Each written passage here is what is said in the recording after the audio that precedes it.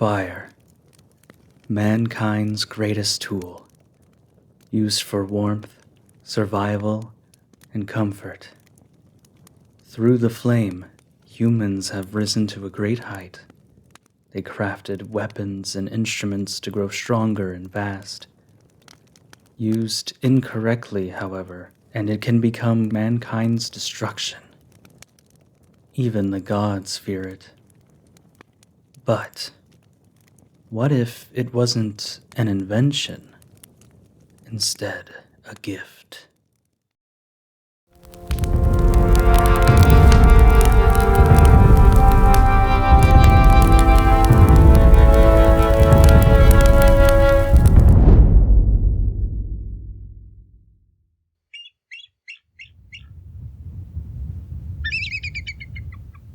That wretched bird.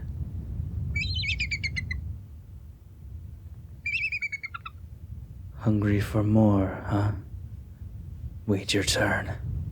I'm not done healing yet. Where was I? You were explaining your curse to me, Prometheus. Ah, yes. The reason why Zeus put me here. He ordered me and my brother, Prometheus, to bring life to Gaia. We also needed to give that life protection, traits to survive. My brother gave animal kind perfect tools, claws to fight, fur to protect from the elements, flight to reach faraway places, and so on. However, our gifts were limited, and I was left with nothing for mankind. I built them in the image of titans, of the gods. Yet, they were ill-equipped to handle the forces of nature on their own. They did not have the same durability or strength as us. They had no hide to warm them, no fangs nor claws to protect them. The only thing they had was their minds. How could I shape them into the visage of our magnitude and yet offer them none of our strength? Humans were practically born to die. Such a cruel existence. I was left with no choice but to grant them a fragment of our power. I decided to grant them fire from Olympus. With fire, mankind could at least keep warm from the harsh cold, cook food for sustenance, and even create new tools. It was the perfect gift, the only thing they needed to survive. Zeus would not have this. He was afraid they would grow too quickly and too powerful. He was afraid they could one day challenge the gods themselves.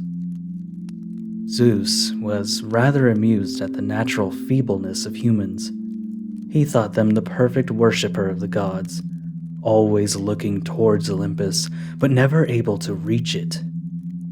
With flame in mankind's possession, this threatened his view over them. He thought it best to teach them how to pay tribute to the gods for their mercy. He did not want them to stand on their own, but to beg for survival. Who did he ask to teach them? Me, of course. Zeus knew of my fondness of humans. Why wouldn't I be fond of them? They were practically my children. Athena might have breathed life into their bodies, but I was the one that sculpted their form from clay with my own 2 hands. I would not stand and let Zeus make a mockery of my children. He wanted a tribute. I would give him his tribute. My task was to take a bowl and show the humans which parts to offer as tribute. Zeus said we should make 2 offerings, and he would choose the best one. I showed the humans all parts of the bowl, the good and the bad. We took all the tender meats and hid them under the skin of the bowl. We then piled all of the disgusting guts on top of it all, which would serve as the first offering. For the other offering, we then took the bones and covered them with juicy fat, making them appear as appealing as possible. Only being able to choose on sight, the choice would be obvious for Zeus. The humans presented their offerings, and Zeus immediately took the bones. I couldn't help but leave with a smirk on my face. The thought of Zeus's face once he realized we tricked him was priceless. Although, I half worried that he would just suck down the bones whole. After all, his own father couldn't tell the difference between a rock and a baby. Maybe Zeus was reminded of that ruse too. The fury that came down from Olympus once Zeus realized our trick was immeasurable. He nearly destroyed the entire village. Zeus stole the fire and kept it hidden in the mountains of Olympus. He figured the humans were growing too fast and foolhardy, meaning they weren't as subservient as he thought. I, of course, became outraged. Without mankind's greatest tool, they would soon perish. Humans were merely playthings for Zeus and the other gods, and I had enough. I decided to steal the fire back.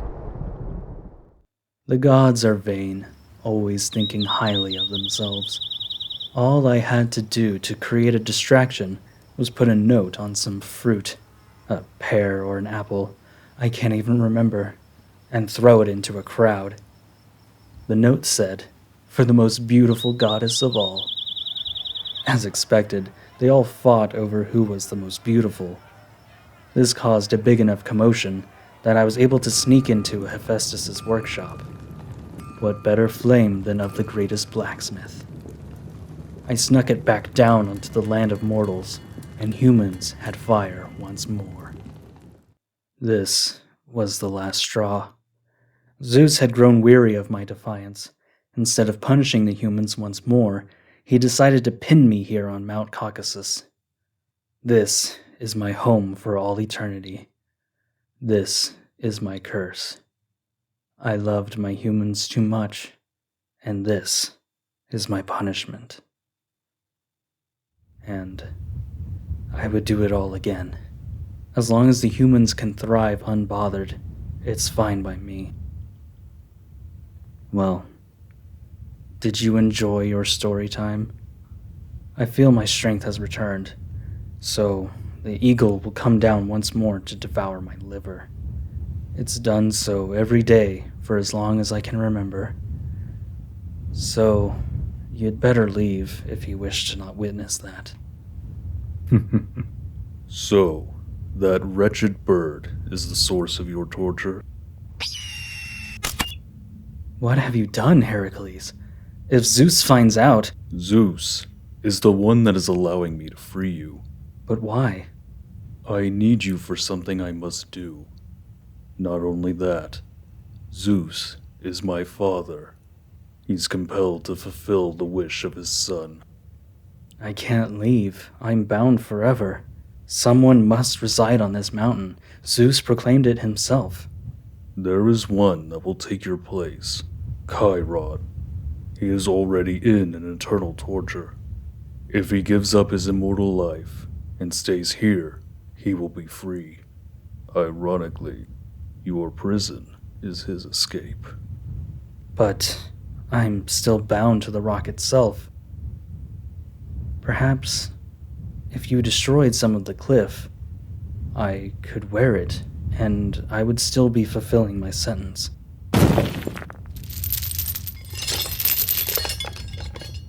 It is done.